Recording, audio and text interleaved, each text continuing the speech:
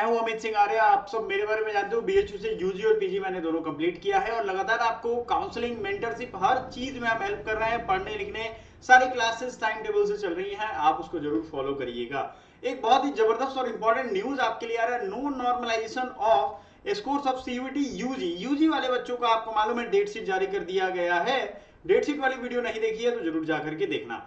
ये किसने कहा है नॉर्मलाइजेशन खत्म कर दिया गया? ये यूजीसी के चेयरमैन ने कहा है। इसको चीज को समझो आप। Normalisation is a process used by India for revising the scores of student in a way that is become comparable with score of another. देखो ये क्या होता है, जब 10-20 शिफ्ट में एग्जाम सीबीटी मोड में होता है तो नॉर्मलाइजेशन एक मैथमेटिकल प्रोसेस है जिसको यूज करके, जो अधिकतर लोगों को समझ में ही नहीं आता है, ठीक है, उसको यूज करके जो ज्यादा जिसका नंबर आता था या जिसका इजी पेपर होता था उसी के नंबर ज्यादा आएंगे तो उनको कम किया जाता था और जिनके कम आते थे उनको ज्यादा किया जाता था। ये हुआ है हर एग्जाम में, बहुत सारे एग्जाम में ऐसा प्रोसेस हुआ है। अब आपको बताते हैं the score normalisation process in the CUET UG national eligibility test exams will be discontinued. NET के एग्जाम में भी ये हटा दिया गया, मतलब नेट जेआरएफ का जो एग्जाम होता है उसमें भी और यूजी में भी हटा दी, क्योंकि दोनों का ऑफलाइन एग्जाम होने वाला है।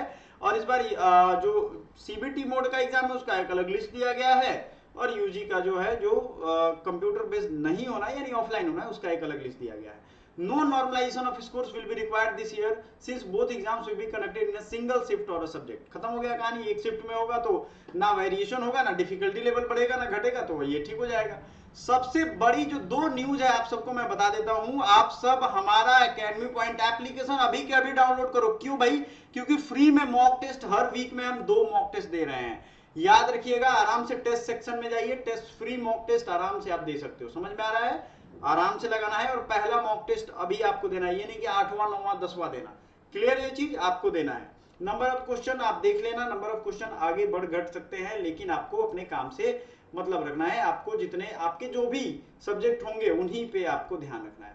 समझ में आ गया ये चीज? क्लियर? अब आते हैं, आपको हम नोटिस दिखाते हैं जिसके हिसाब से 15 मई को ही, जिसमें जितने ज्यादा स्टूडेंट्स हैं यानी केमिस्ट्री, बायोलॉजी, इंग्लिश और जनरल टेस्ट, इसमें सबसे ज्यादा स्टूडेंट्स ने फॉर्म भरा है, उनका एग्जाम 15 मई को ही है। तो आपके लिए टाइम बिल्कुल ही नहीं है, फ्री मॉक टेस्ट लगाओ। और मॉक टेस्ट हमारा सारे सब्जेक्ट्स का अवेलेबल है। अगर आपको मॉक टेस्ट का लिंक चाहिए तो हमारे एप्लीकेशन पे मिल जाएगा।